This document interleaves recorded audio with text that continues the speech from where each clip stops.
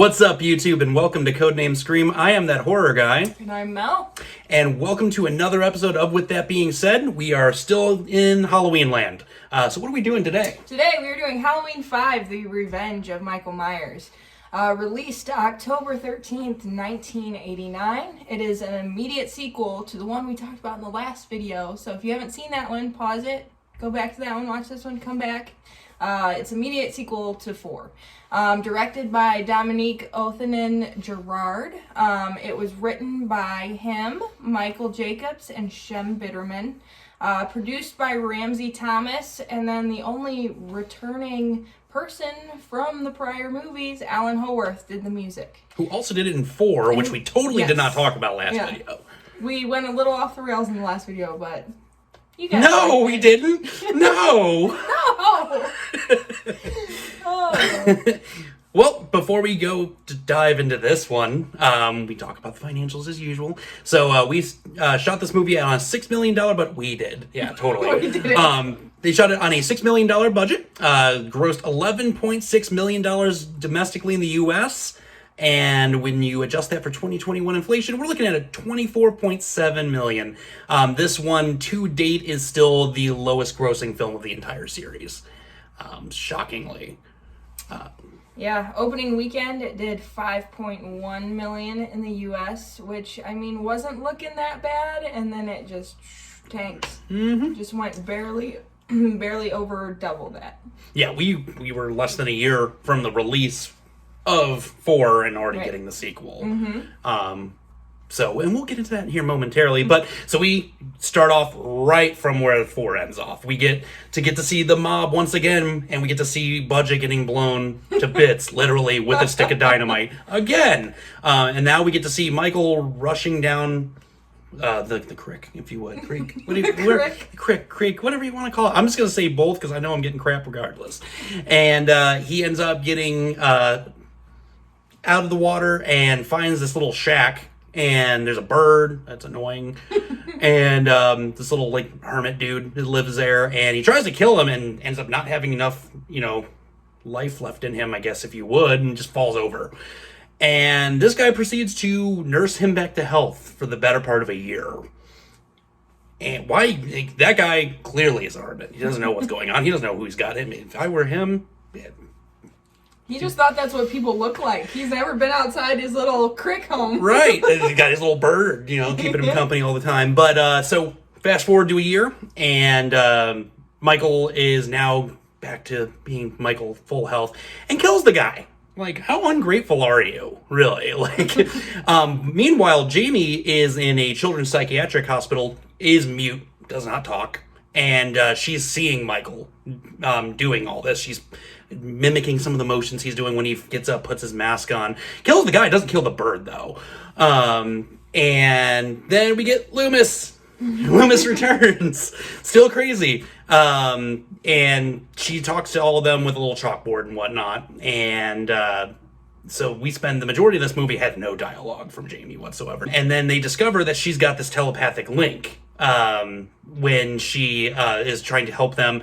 Rachel's back at home doing her thing after she comes and visits, and she's getting ready, and Michael's now back in Haddonfield at the house, and she's trying to warn them, Max, my dog, and drawing a picture of it and whatnot, and Loomis gets the crazy idea, oh, hey, and, does his Loomis thing.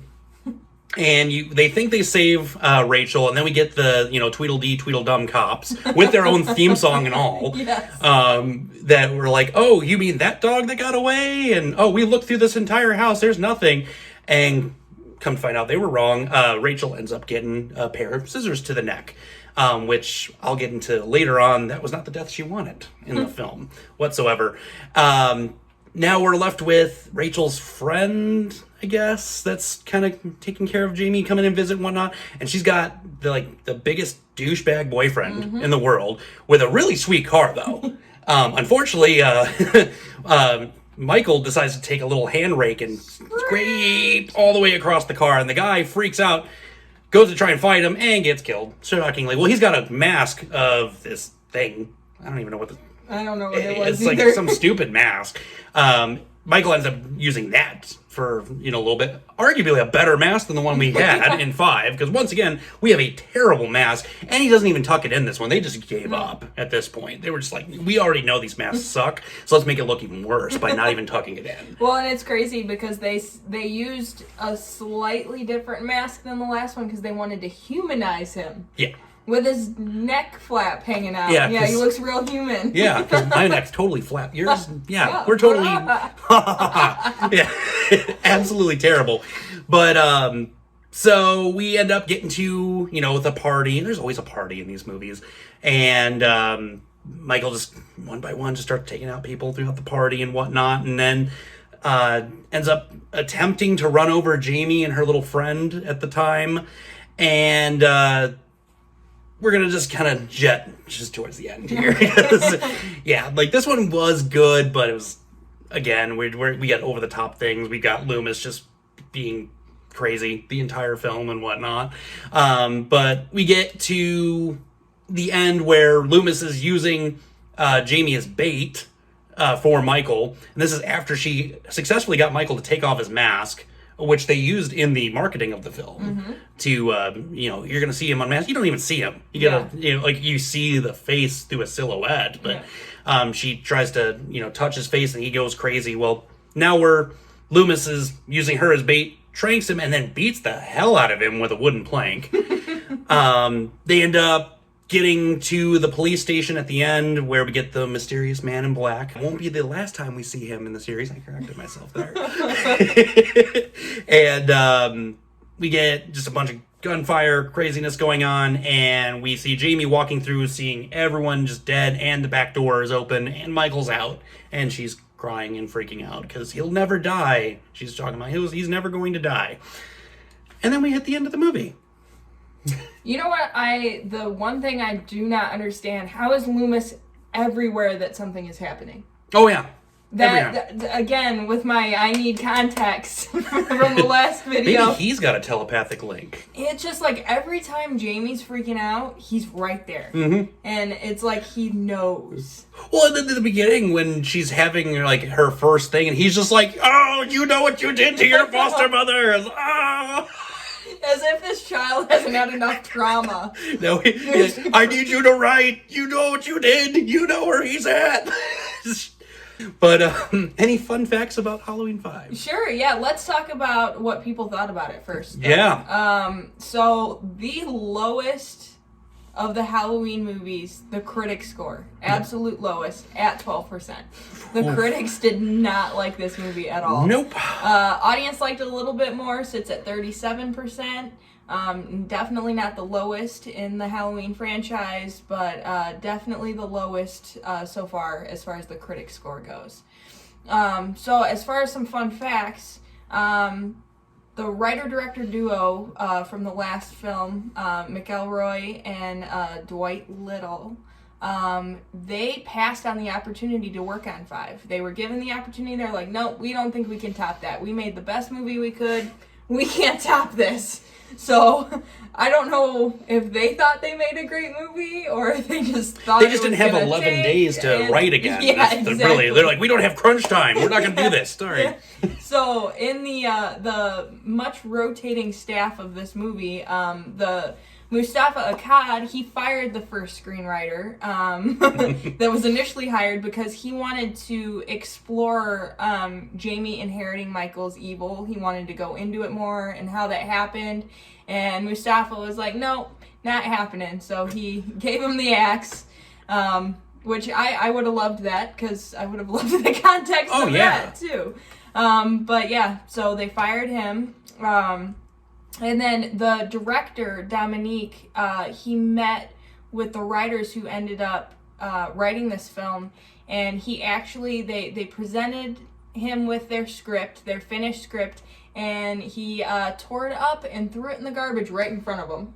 So I really want to know what that says, and I hope they didn't do it on a typewriter and that was their only copy, because that wouldn't, yeah. Let's see, what else fun do I have? So the Myers house looked different, very different from the first one. That was because for whatever reason they couldn't shoot in the original Myers house, so they shot this in Salt Lake City. Again, similar to the last one. But I did not like that because the Myers house is so iconic from the first film. And this just the surroundings were different. Everything was different about it. And you're just supposed to believe this is the Myers house now. But the most interesting thing I found in this, Wendy Kaplan, who played Tina, during the scene when Michael's driving the car and chasing him through the woods with the car and everything, they did not use stunt doubles in this. So the Michael that you see is the Michael driving the car, and the Tina you see throughout the movie is the Tina running from said car, and she almost got ran over. At one point, she was running through the woods, and they thought someone would trip at some point. They were trying to take all the precautions. She stepped on her cape. She tripped, and he stopped the car just in time to avoid hitting her. So, yeah, that budget didn't go towards stunt doubles. So, and not to set very well either when she's climbing through the air duct, and he's just through that the world's cheapest air duct. Like I've got, tin foil in my Reynolds drawer. wrap. Yeah, like I got Reynolds wrap that's stronger than that. Like it's just this really. But with all that, I did really enjoy this movie. I liked it much better than 4. I much prefer this movie. I think a lot of it came down to Jamie's performance in this movie. Yeah. The whole time, I just kept thinking of how, awesome this little child actor is. She nailed it. She completely nailed it in this movie. Yeah, and she showed her acting because she didn't have dialogue for the first half of the film. She didn't have dialogue until, the back half of the film. Mm-hmm. So, that was a testament to Danielle Harris as an actress at such a young age. Mm-hmm. That was great. Yep. So what did you think of the movie? I enjoyed this one. 4, there's a lot of sentimental value. That's why I ended up enjoying it a little bit more, as you guys may or may not have seen. But I love both of these. They're both great. They're hilarious. My takeaway, again, it's the same thing as last time. It's Loomis. They needed to just kind of eradicate that character. It's just too over the top. It's a complete removal of the Loomis we had. Yeah. What we grew to love from the first 2 films, it's just a complete shadow of himself.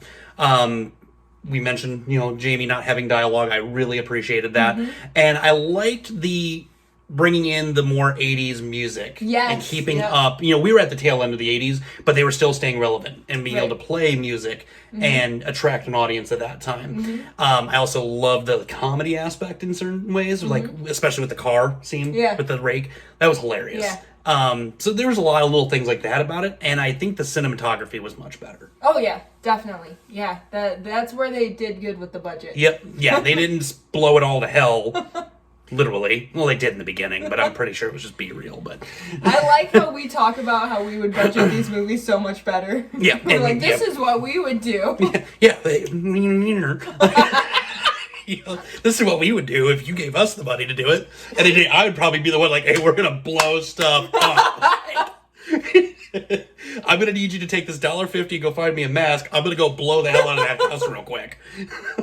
That would be me. No lie. We know that's exactly how that would go down. So, well, the only thing I had was I mentioned in the beginning is with Rachel's character she did not feel that was a fair send off. Right. As far as her kill was concerned, they wanted a much more brutal kill for her. And it was going to be very reminiscent of what we saw of Annie in Halloween 2 for Rob Zombie, where there was a lot of glass getting thrown around and whatnot. It's going to be a real brutal kill. They opted to not do that because she said that she deserved a much more eloquent, removal, because she's the only person that survived besides, Lori to this point. Yeah. And then they just gave her this quick off-screen, more or less, because... It seemed like the better send-off would have been, just... Absolutely. Her fighting back and, being this big epic thing. Oh, yeah. I wish they would have done that. I wish it would have been, it started off, she came out of the shower, and instead of getting that hokey-dokey, oh, hey, we've looked through your house, tweedle, tweet, dee, and dumb, I would have much rather just a face-off. Just,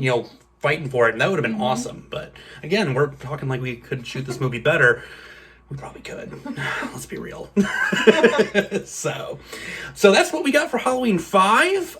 What did you guys think of the movie? I didn't ask what you thought about 4 either. And then, so why don't we just discuss both in the comments below? You can send us a message on Instagram, Twitter, email us, or talk to us on Facebook.